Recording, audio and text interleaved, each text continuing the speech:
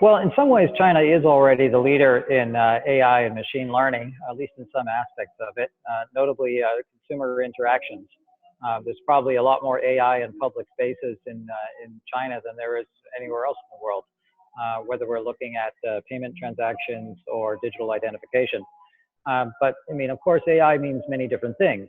Kai-Fu Lee has a typology from stationary to business to autonomous and so forth. And I think it's fair to say that China's AI is first and foremost a consumer phenomenon, that that's where China's internet has been most successful, and incorporating AI into a business value chain or a B2B context is taking a bit longer. But it will get there. And as we look at some of the most digitized industries, such as ICT or as media, then China is just as AI competent as any others. It's more the longer tail of competitive sectors, whether it's manufacturing or services, where China still has a way to go to incorporate AI into factory management, energy efficiency, and so forth. But overall, I think what China really does have the opportunity, of course, is first of all, the ecosystem. China's AI ecosystem is vibrant and it's growing. It has plenty of well-funded companies around mega clusters, whether it's Alibaba or Tencent or now the next generation, JD and Ping An and others. So the ecosystem is strong. Secondly, it's of course the talent. So that talent and from a consumer side, and to some extent the emergence of raw talent from the scientific side. That China does graduate the most engineers in the world, so it's there's no shortage of entrepreneurship to start these companies. And then thirdly, the government. The government is an active sponsor of AI. It's really interested in seeing AI developed as part of industry, and sort of thinks it's part of the future of China to become more productive.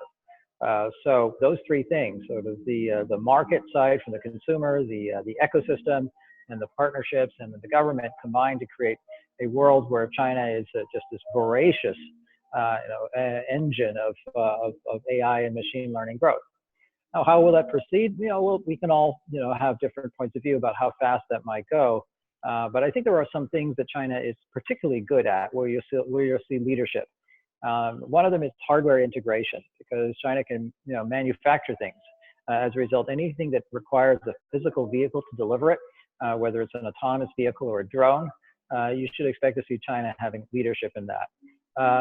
Another aspect is the relatively younger consumer. So the consumer is willing to try anything, which allows you to do large-scale trials much faster and in many more areas. So you would see that in healthcare, for example, that China will be trialing and already is trialing many more applications, whether it's telemedicine or wearables or injectables that will, hopefully result in a higher quality of care. And then finally, as I said, is government. The government does have the money and is a positive, it's a country with money and with savings, and so that it can actually invest. So that typically goes into things like infrastructure. So we'll see, a lot smarter infrastructure in China, specifically in cities, but not only. So the strong smart grid and the high-speed rail are evidence of large-scale intercity infrastructure that is very world-class. So those are the areas where I'd expect to see AI, ML come out of China. And I think that hopefully this will also be disseminated to the rest of the world. In the short term, it'll be disseminated to Asia. So we'll start to see China integrating. We already see China integrating into Asia. So China is becoming more Chinese, but Asia is also becoming more Asian, which means we'll see Chinese standards, Chinese technology, Chinese customer bases, all becoming more Asian and more presence in the region, which I hope will also eventually become global. And that's where we see the future of AI ML.